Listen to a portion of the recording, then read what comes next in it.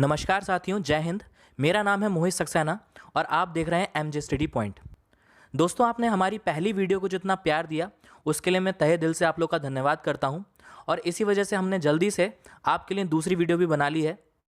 देखते हैं आज की वीडियो में हमने कौन कौन से क्वेश्चन ऐड किए हैं। चलते हैं हमारे पहले क्वेश्चन पे। तो हमारा पहला क्वेश्चन है, कोविड-19 की वैक्सीन कोविशील्ड की निर्माता company serum institute of India की स्थापना किस व्यावसायिक परिवार द्वारा की गई थी? इस क्वेश्चन का आंसर जानने से पहले हम कोविड-19 वैक्सीन बनाने वाली कुछ कंपनियों के बारे में जान लेते हैं। तो सबसे पहले हमारे पास आता है सीरम इंस्टीट्यूट ऑफ इंडिया, जिसके फाउंडर साइरस पूनावाला थे और वर्तमान समय में इसके सीईओ अदार पूनावाला हैं।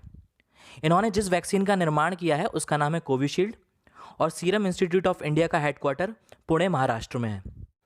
दूसरे नंबर पर भारत बायोटेक कंपनी आती है, जिसके फाउंडर और सीईओ दोनों ही कृष्णा एला हैं। इन्होंने कोवैक्सीन नाम से कोविड-19 की वैक्सीन बनाई थी और इस कंपनी का हेडक्वार्टर हैदराबाद, तेलंगाना में है। इसके अलावा एक और इम्पॉर्टेंट बात जान लेते हैं।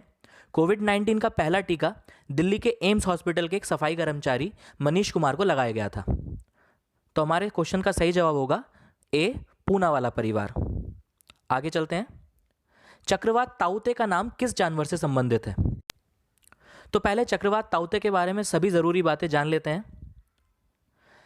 ताउते चक्रवात का नाम म्यांमार ने दिया था, जिसका अर्थ होता है एक तेज आवाज निकालने वाली छिपकली। यह तूफान अरब सागर से उठा था और भारत के दक्षिण पश्चिम क्षेत्रों में इसने बहुत तबाही मचाई थी, जिसमें खासकर केरल, कर्नाटक, गोवा, महाराष्ट्र और गुजरात ये राज्य शामिल हैं। इस तूफान को वेरी सीवियर साइक्लोनिक स्टॉर्म की श्रेणी में रखा गया है। किस तूफान को किस श्रेणी में रखा जाता है उसके पीछे एक लॉजिक होता है। चलिए उस लॉजिक को समझने की कोशिश करते हैं। यहां पर हमने एक चार्ट दे रखा है। दोस्तों, इस चार्ट में स्टॉर्म्स की सभी श्रेणियां दे रखी हैं, जिसमें सबसे खतरनाक तूफान होता है सुपर साइक्लोनिक स्टॉर्म। अगर wind speed 221 kilometre per hour से भी ज़्यादा हो तो ये सुपर साइक्लोनिक स्टॉर्म की श्रेणी में आएगा। इसके अलावा extremely severe cyclonic storm, very severe cyclonic storm, severe cyclonic storm, deep depression और डिप्रेशन, ये सभी तूफानों की श्रेणी है, जिनकी विंड स्पीड भी आप देख सकते हैं। आप चाहते हैं तो इसका स्क्रीनशॉट ले सकते हैं। अब दोबारा से हम अपने क्वेश्चन पर चलते हैं। तो चक्रवात ताउते का नाम छिपकली से संबंधित है, तो ऑप्शन नंबर ए बिल्कुल सही होगा। तीसरे क्वेश्चन पर चलते हैं दोस्तों। दुनिया के पहले portable cell phone DynaTAC 8000X का आविष्कार किस कंपनी ने किया था? तो अगर आप लोगों ने हमारा पहला वीडियो देखा होगा तो उसमें मैंने आपको बताया था कि मोबाइल का आविष्कार करने वाले वैज्ञानिक का नाम मार्टिन कूपर था।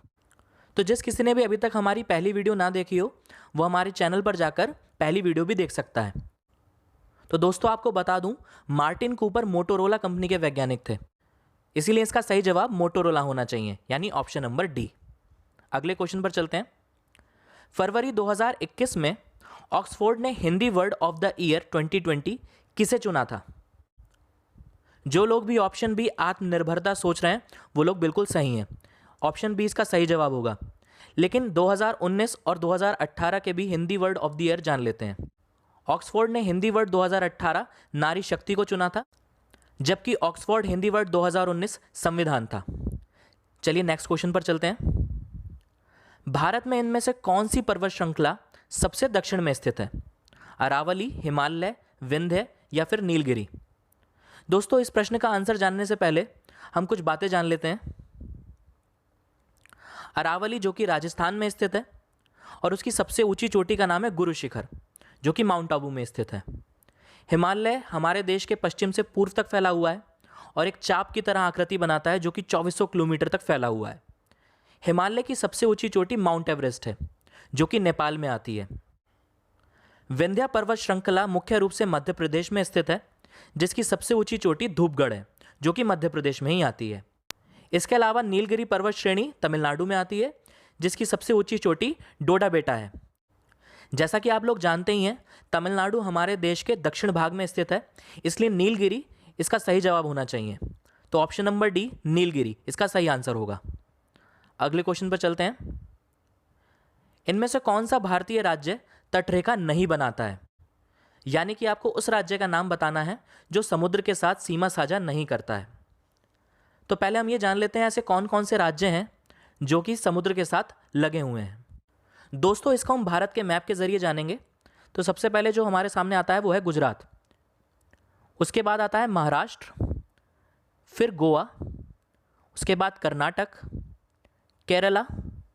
ये सभी हिस्से भारत के पश्चिमी तट पर स्थित हैं, जबकि भारत के पूर्वी तट पर तमिलनाडु, आंध्र प्रदेश, उड़ीसा और पश्चिम बंगाल आते हैं। दोस्तों, इनमें से सबसे लंबी तटरेखा गुजरात की है, करीब 1214 किलोमीटर, जबकि सबसे कम तटरेखा 101 किलोमीटर के साथ गोवा बनाता है। अब इस क्वेश्चन का आंसर जानने की कोशिश करते हैं। उड़ीसा, गोवा, मिजोरम और गुजरात। तो जैसा कि आप लोगों ने देखा, मिजोरम इसका सही आंसर होना चाहिए, क्योंकि मिजोरम राज्य तटरेखा नहीं बनाता है। अगले क्वेश्चन पर चलते हैं। इनमें से किस देश के राष्ट्रीय ध्वज का आकार आयताकार नहीं है? तो मैं आपको बता दूं, विश्व में एकमात्र सिर्फ नेपाल ऐसा देश है जिसका ध्वज आयताकार आकार का नहीं है। चलिए एक बार नेपाल का फ्लैग देख लेते हैं। तो दोस्तों, ये नेपाल का फ्लैग है। जैसा कि आप देख रहे हैं, ये आयताकार नहीं है, तो इसका सही जवाब होगा डी, नेपाल। अगले क्वेश्चन पर चलते हैं। इनमें से कौन सा देश पूरी तरह से यूरोप में आता है? जो लोग भी ऑप्शन नंबर डी यूक्रेन सोच रहे हैं वो बिल्कुल सही है, लेकिन फिर भी इस क्वेश्चन की डिटेल्स जान लेते हैं कि ऐसे कौन कौन से देश हैं जो 2 महाद्वीपों में आते हैं। तो सबसे पहले रूस, जो कि एशिया और यूरोप दोनों महाद्वीपों में आता है। रूस का 70% क्षेत्रफल एशिया में, जबकि 30% क्षेत्रफल यूरोप में आता है, जबकि रूस की राजधानी मॉस्को यूरोप में आती है। और इसके अलावा मैं आपको ये भी बता दूं कि रूस क्षेत्रफल की दृष्टि से विश्व में नंबर 1 पर आता है। इसके अलावा कजाकिस्तान, जो कि यूरोप और एशिया दोनों में आता है। दोस्तों, कभी कभी ये क्वेश्चन भी पूछ लिया जाता है कि विश्व का सबसे बड़ा लैंडलॉक्ड कंट्री कौन सा है, यानी कि वो कंट्री जो चारों दिशाओं से भूमि से घिरी हुई है। तो इस कंट्री का नाम भी कजाकिस्तान होगा। विश्व का सबसे बड़ा भूमध्य देश यानी लैंडलॉक्ड कंट्री कजाकिस्तान है। दोस्तों, तीसरा ऐसा देश है अजरबैजान, जो कि यूरोप और एशिया दोनों में आता है। जॉर्जिया और टर्की, ये दोनों देश भी यूरोप और एशिया दोनों में फैले हुए हैं। इसके अलावा इंडोनेशिया एशिया और ऑस्ट्रेलिया महाद्वीप में आता है। और इंडोनेशिया के बारे में आपको ये भी बता दें कि विश्व का सबसे अधिक मुस्लिम आबादी वाला देश इंडोनेशिया है। इसके अलावा मिस्र, जो कि अफ्रीका और एशिया इन दोनों महाद्वीप में फैला हुआ है। चलिए आगे देखते हैं क्वेश्चन नंबर 9। जनवरी 2021 में भारतीय रेलवे द्वारा संचालित अब तक की सबसे लंबी मालगाड़ी का नाम क्या है? तो जो लोग भी ऑप्शन नंबर बी वासुकी सोच रहे हैं वो बिल्कुल सही है। इसका सही जवाब ऑप्शन नंबर बी वासुकी होगा। चलिए अगले क्वेश्चन पर चलते हैं।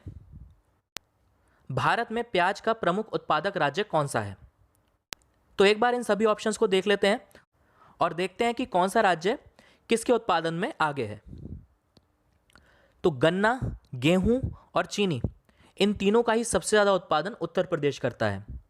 चावल और जूट, इन दोनों का सबसे ज़्यादा उत्पादन पश्चिम बंगाल करता है, जबकि कपास का सबसे ज़्यादा उत्पादन गुजरात करता है। तो हमारा जो क्वेश्चन था प्याज का प्रमुख उत्पादक राज्य, तो इसका सही जवाब होगा ऑप्शन डी, महाराष्ट्र। आगे चलते हैं। सूरज मुख्य रूप से किससे बना है? तो इसका सही जवाब होगा ऑप्शन डी, गैस। और आपको यह भी बता दें कि सूरज मुख्य रूप से हीलियम और हाइड्रोजन गैस से ही बना है। अगला क्वेश्चन है, अंटार्कटिका का सबसे ऊंचा पर्वत कौन सा है? तो एक बार हम सभी महाद्वीपों के सबसे ऊंचे पर्वत या सबसे ऊंची चोटी के बारे में जान लेते हैं। एशिया महाद्वीप का सबसे ऊंचा पर्वत माउंट एवरेस्ट है, जो कि नेपाल में आता है। इसकी ऊंचाई 8,848 मीटर है और नेपाल में इसे सागर माथा के नाम से भी जाना जाता है। अफ्रीका की सबसे ऊंची चोटी माउंट किलिमंजारो है, जो कि तंजानिया में आती है। यूरोप की सबसे ऊंची चोटी माउंट एल्ब्रस, जो कि रूस में है। उत्तर अमेरिका की सबसे ऊंची चोटी माउंट मैकिनले कहलाती है और इसे डेनाली नाम से भी जाना जाता है। ये अलास्का में आती है। दक्षिण अमेरिका की माउंट एकांकगुआ, जो कि अर्जेंटीना में है। ऑस्ट्रेलिया की माउंट कोसियस्को, जो कि न्यू साउथ वेल्स में आती है। और लास्ट में अंटार्कटिका, जिसकी सबसे ऊंची चोटी है माउंट विंसन मैसिफ। तो हमारे क्वेश्चन का सही जवाब होगा ऑप्शन ए, विंसन मैसिफ। दोस्तों, अगर आपको वीडियो अच्छी लगी हो और आपको लगा हो कि हमने कुछ मेहनत करी है, तो इस वीडियो को लाइक ज़रूर करें और हमारे चैनल को सब्सक्राइब ज़रूर करें। हम आपके लिए ऐसी इन्फॉर्मेटिव वीडियो हमेशा लाते रहेंगे। और इस वीडियो को ज़्यादा से ज़्यादा शेयर करें ताकि और लोग भी इस इन्फॉर्मेशन का फ़ायदा उठा सकें। धन्यवाद।